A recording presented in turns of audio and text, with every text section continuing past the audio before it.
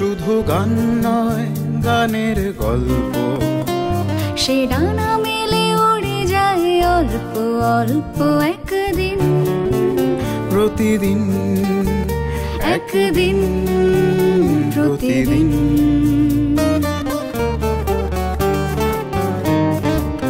কেন সে গান গায় সে কথা অজানা, সে সর সন্ধির সন্ধিতে নিশানা।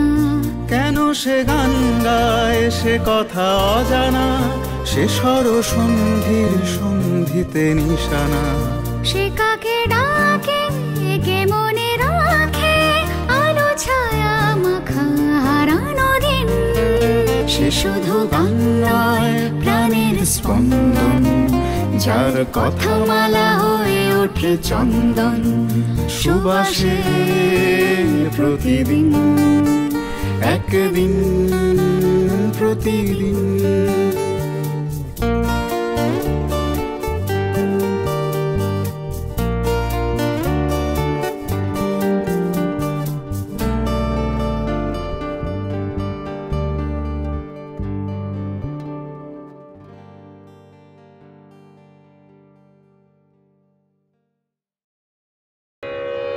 আমার তো বরাবরই কোনো সময়কার নেই।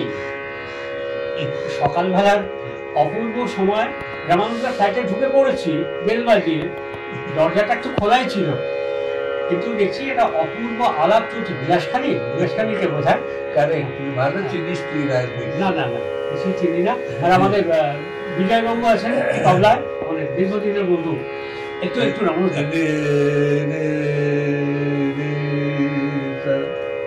আমার গুরুজি জানিস তো, শ্রদ্ধাশ্রী পণ্ডিত মেমানী বন্দ্যোপাধ্যায়, আজকে উনি 97। এখনো উনি একদম মানে উনি আমাদের প্রেরণা, যে এখনো রেওয়াজটা করছি। রে গা পা পা ধা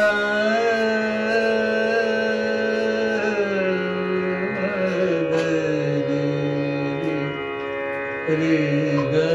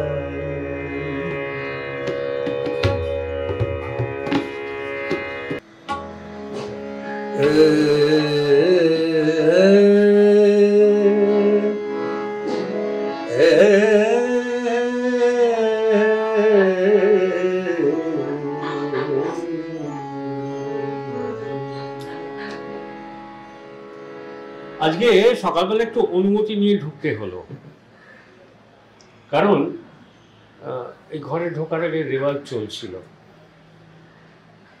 সেই হরিপ্রসাদ চৌরাসিয়া একটা বক্তব্য শুনছিলাম, जो करे রিওয়াজ ওই করে রাজ। আচ্ছা, এখনো কি প্রতি মুহূর্তে নিজের কাছে পরীক্ষা দেওয়া, তাই জন্য রেওয়াজ? অবশ্যই, এটা তো প্রত্যেক মানুষেরই কর্তব্য। কারণ ওই হঠাৎ করে গিরিশচন্দ্রের একটি গান মনে পড়ছে, যে কি কাজে এসেছি, কেন যে এসেছি, এ ধরনের কথাটা, কি কাজে কি করবো, একটা ফ্রাস্ট্রেশনের গান। এবং এখন কিন্তু এখনকার দিনে প্রত্যক্ষভাবে পরোক্ষভাবে ম্যাক্সিমাম লোক কিন্তু একটা ফ্রাস্ট্রেশন ডিপ্রেশনে ভোগেন। হতে পারে তিনি অনেক কোটি টাকা কামিয়েছেন, তাও ডিপ্রেশনে ভোগেন, কিছুর একটা অভাব থেকে যায়। কারণ আমরা জানি না আমরা কি করতে মনুষ্য জীবনে এসেছি।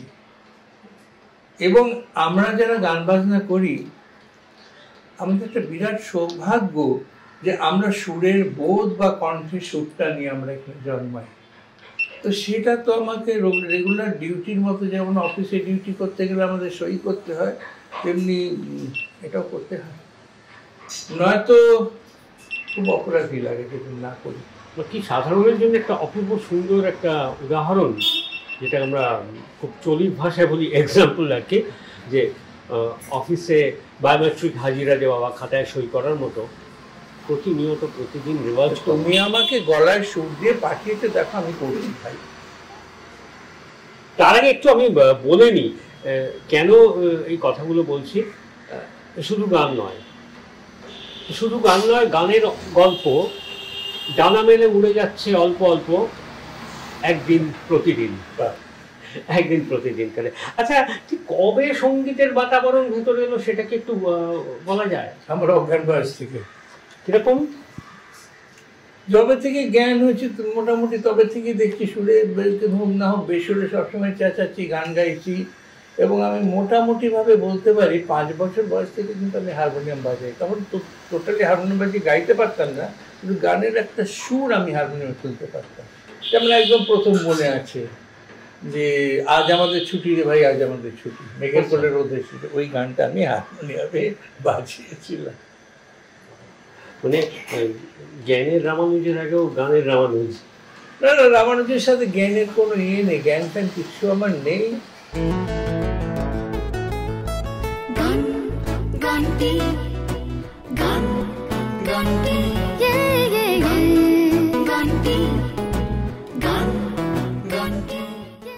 একটা কথা যেটা খুব জানতে ইচ্ছে করে, লোকে তো গান একটা স্বরলিপি নির্ভর গান তোলে, গান শেখে, গান গায়, অনুষ্ঠানও করে, তার রেকর্ডেডও হয় সেগুলো। কিন্তু এই যে সঙ্গীতের যখন বাতাবরণ শুরু হলো, সে যবেই হোক না কেন, শৈশবে বা কৈশোরে, তখন ঠিক কোন ধরনের গানে আকৃষ্ট হয়েছিল সেই গল্প আর একটু গানটা কিন্তু একটু শুনি। আমাদের বাড়িতে রবীন্দ্রনাথ ছাড়া অন্য কেউ ঢুকতে পারতেন না, এবং আমার মামা একজন তখনকার দিনের বিশিষ্ট রবীন্দ্রসঙ্গীত শিল্পী ছিলেন। ও আমাদেরও ছোটবেলার থেকে ধারণা ছিল যে রবীন্দ্রসঙ্গীত ছাড়া অন্য কোনো গান না আসে, কারণ অন্য গানের সন্ধান পায়নি বিশেষ। বাড়িতে না ছিল রেডিও, গ্রামাফোন তো দূরের কথা। তো মামা আসতেন যখন গান গাইতেন, ওই মার হারমোনিয়ামটি বার করা হতো। আর মাও বাবাও এ ব্যাপারে কট্টর ছিলেন। তারা তখনকার যে শিল্পীরা আধুনিক গান গাইতেন তাদের গান সহ্য করতে পারতেন।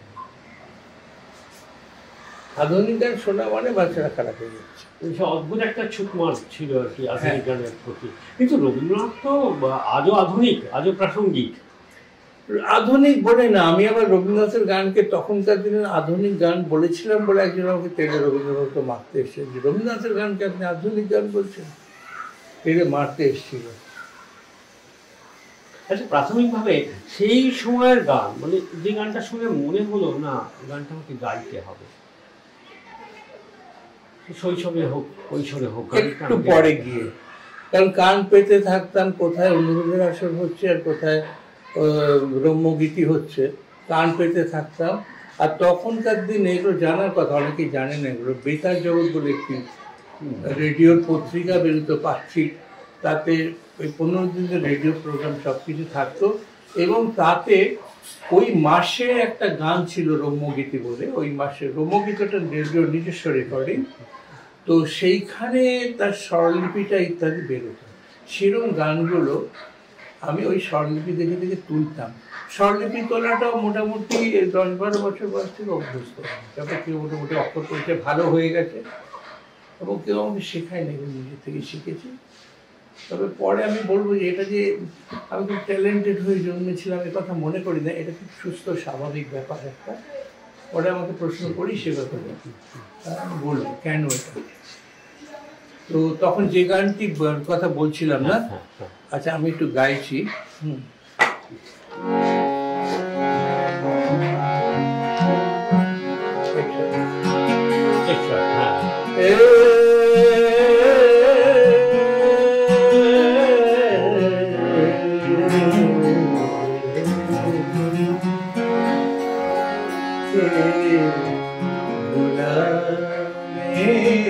বারে বারে বুলালে বারে বারে গান হারায় আমি ছিল মনে গহন অন্ধকারে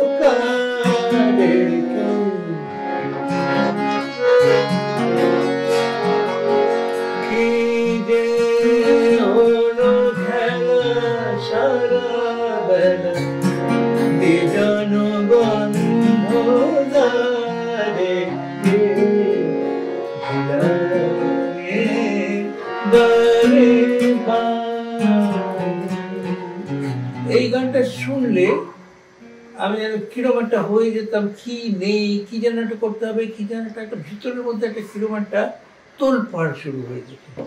এই গানটি গেয়েছিলেন একজন বিদুষী কৃষ্ণা দাশগুপ্ত, তিনি আগে ছিলেন কৃষ্ণা গঙ্গোপাধ্যায়। এই গানটি কৃষ্ণা গঙ্গোপাধ্যায় নামে বিখ্যাত। এর রচনা ছিল শ্রী গৌরীপ্রসন্ন মজুমদারের এবং সুরকার ছিলেন বোম্বেতে একটা বিখ্যাত তার ইনস্টিটিউশন আছে, শ্রী নিখিল ঘোষ। নিখিল ঘোষ, ইয়া, উনি খুব ভালো সুরকার।